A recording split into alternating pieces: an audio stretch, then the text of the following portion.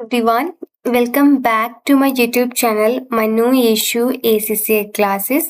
So in this video, we will be learning about capital allowance, and it's very important for the both F6 as well as P6 student. And if you are watching my video for the first time, do not forget to subscribe my channel and share it among your friends so that they could also have a benefit. Okay, so basically, capital allowance, what do you guys mean by capital allowance? As we know, while preparing the account, we used to calculate depreciation on the certain fixed asset, right? But HMRC won't allow depreciation.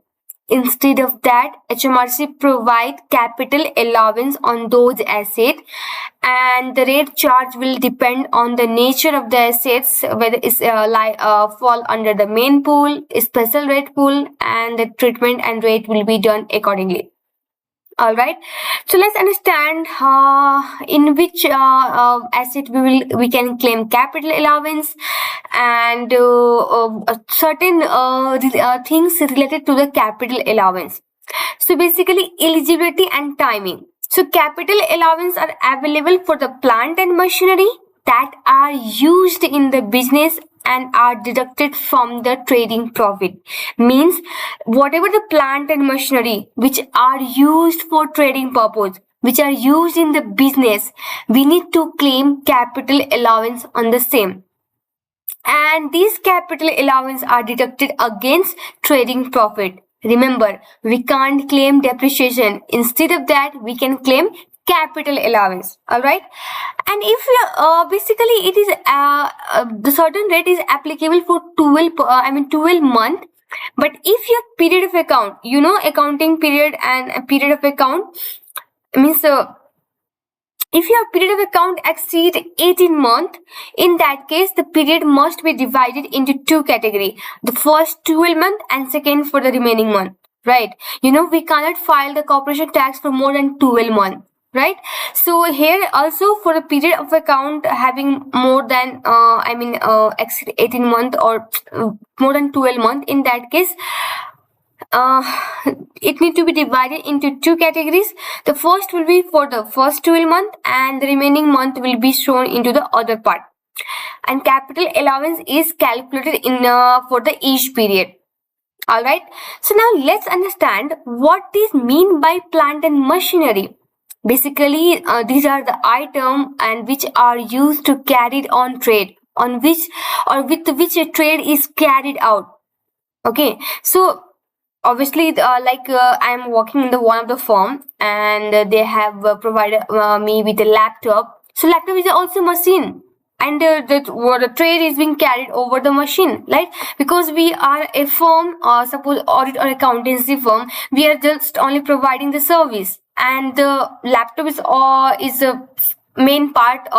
For the everyone who is working within our organization, laptop is very essential to perform the service. Similarly, this item with which a trade is carried on.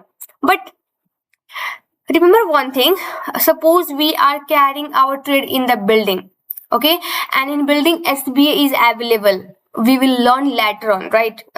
For now, just have a simple example. What I mean to say is, if you means the item on which trade is carried on, we should not include door, window, wall, ceiling, floor, and wiring. Right. And cost of computer software and building alternation to install the plant and machine also qualify for the capital allowance. All right. Okay. So now come to the VAT.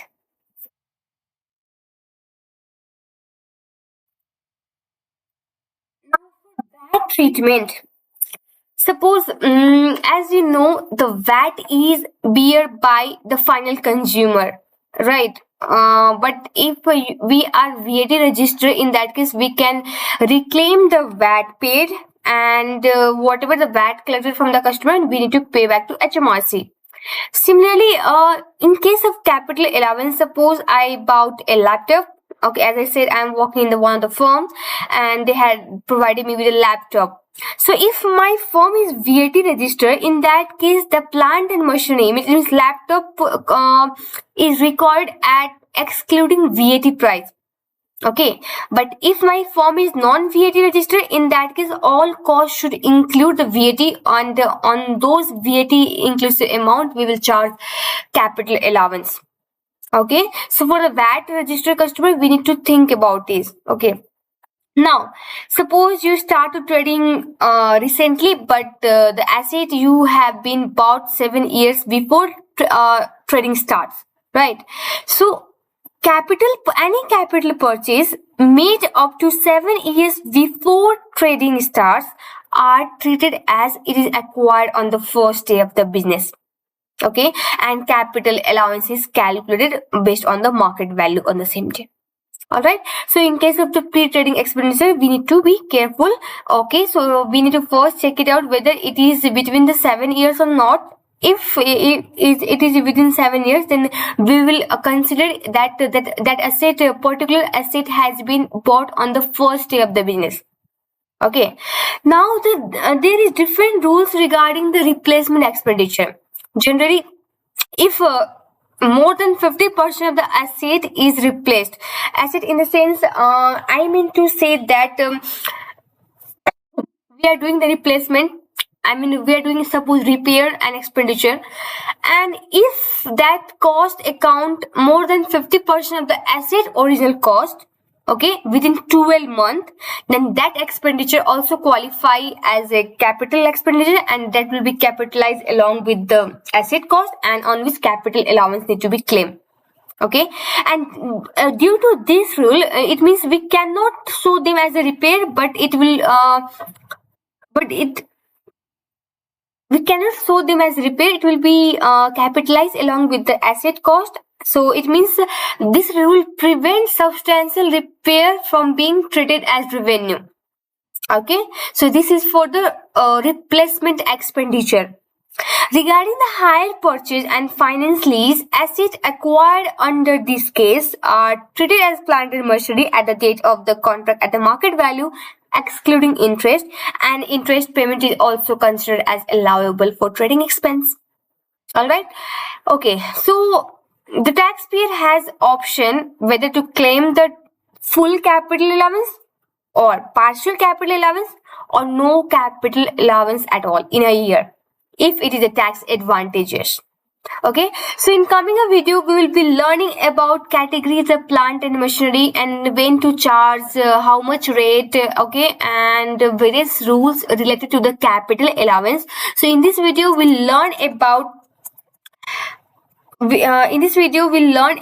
the capital allowance and the plant and machinery definition, the VAT treatment, any pre-trading expenditure and replacement expenditure, and hire and purchase. Right. So in coming a video, we will be learning about the special rate pool, main rate pool, short life asset, so much. So stay tuned with my channel. And in case you haven't missed out my previous video, you can still access it from the playlist available on my YouTube channel. Alright, so don't forget to subscribe my channel and share it among your friends. Thank you so much for watching. Have a good day.